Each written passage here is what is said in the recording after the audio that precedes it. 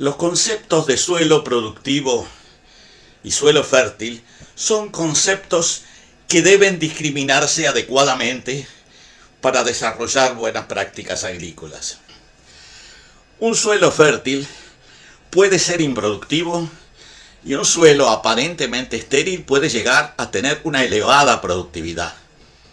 Creo que vale la pena enfocar en estos dos conceptos de palabras que a menudo se usan inapropiadamente.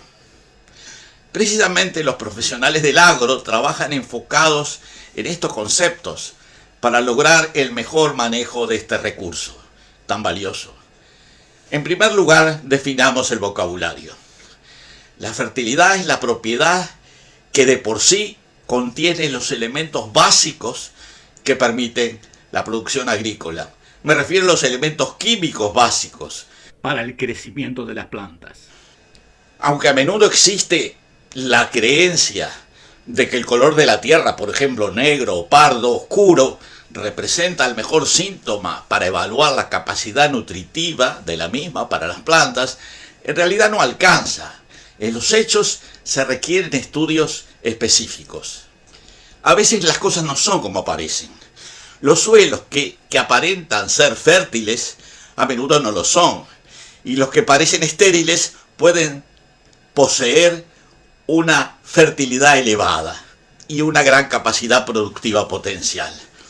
Para conocer la forma de aprovechar estas categorías te invitamos a seguirnos en esta explicación. Las características de los suelos son fundamentales para determinar el tipo de ocupación del territorio que se lleva a cabo, en particular las actividades agropecuarias. Por ejemplo, los suelos altamente productivos dan lugar a numerosas comunidades rurales, ciudades con mayores poblaciones y elevadas densidades demográficas. Por esa razón, es una buena idea comprender las funciones y potencialidades de los suelos desde varios puntos de vista. Aclaremos que se llama suelo a la capa sólida más externa de la corteza terrestre. En términos geológicos, es apenas una película recubriendo las formaciones rocosas. Su espesor es generalmente de 1 metro o poco más. Hay suelos de varios metros, pero son la excepción. Su límite inferior se define naturalmente por el alcance máximo de las raíces de las plantas. Se estructuran en 3 horizontes principales.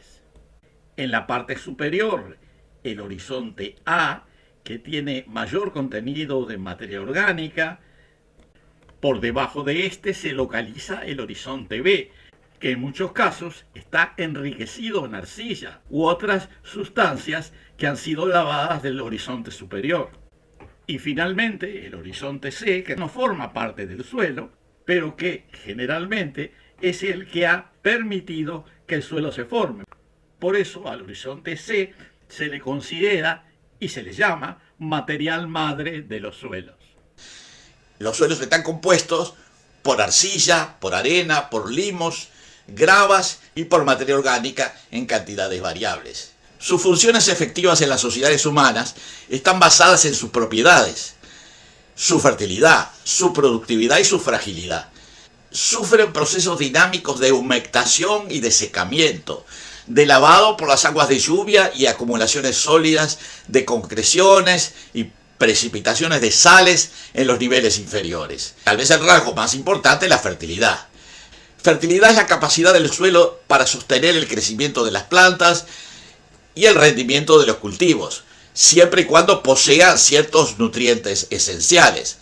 Aparte del agua y el dióxido de carbono, provenientes directa o indirectamente de la atmósfera, los principales nutrientes que son indispensables para el crecimiento vegetal incluyen el fósforo, el nitrógeno, el potasio, el calcio y el magnesio, entre otros, que deben estar presentes en compuestos absorbibles por las plantas.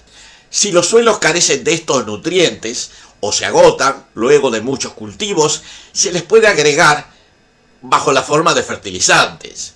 Muchas regiones deben su alta productividad agrícola y su densidad de población elevada a la gran fertilidad de los suelos, y de eso vamos a hablar ahora. Se dan casos típicos de altísima productividad agrícola en los suelos de regiones volcánicas. A la vez son zonas con gran densidad de población, y no es casualidad. Algunos ejemplos más típicos se presentan en el sudeste asiático con la isla de Java, que con apenas 140.000 kilómetros cuadrados tiene más de 120 millones de habitantes, y Japón, que es una superficie de 300.000 kilómetros cuadrados y tiene 125 millones de habitantes. Otros ejemplos se dan en América, con el Valle Central Mexicano, con más de 20 millones de personas, y varias otras zonas de gran densidad de población en Guatemala, El Salvador, Ecuador, y algunas zonas volcánicas de Perú y de Colombia.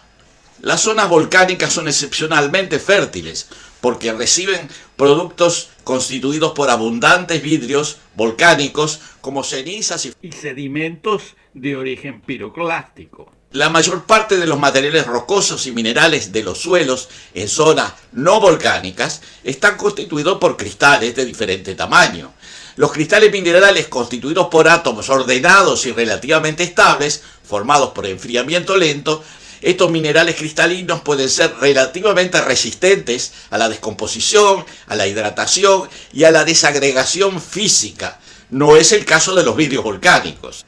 En los vidrios, formados por enfriamiento rápido, los átomos están desordenados y son muy poco resistentes a la descomposición química y a la desagregación. Cuando el vidrio se descompone, libera los nutrientes que puede contener, como fósforo, azufre y varios cationes, como por ejemplo el potasio, el calcio, el sodio, etc. En otras palabras, el vulcanismo activo produce una fertilización continua de los suelos, cosa que no sucede de la misma manera en zonas no volcánicas. Sin embargo, a veces en zonas no volcánicas pueden llegar lluvias de ceniza volcánicas, produciendo un efecto similar de fertilización, como es el caso de las llanuras pampeanas de Argentina y suelos del suroeste uruguayo, que son particularmente fértiles porque recibieron aporte de cenizas en tiempos geológicos.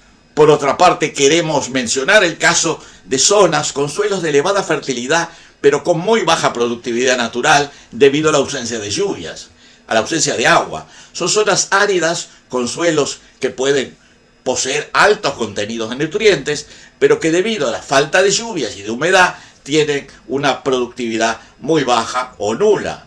Sin embargo, estos suelos pueden ser aprovechados por medio de sistemas de irrigación. Por esa razón, algunos suelos áridos y semiáridos presentan elevada productividad cuando son irrigados. Un tercer elemento a considerar es la dificultad de conservar los suelos frágiles. La fragilidad de los suelos es particularmente peligrosa en laderas empinadas y con texturas friables vulnerables a la erosión.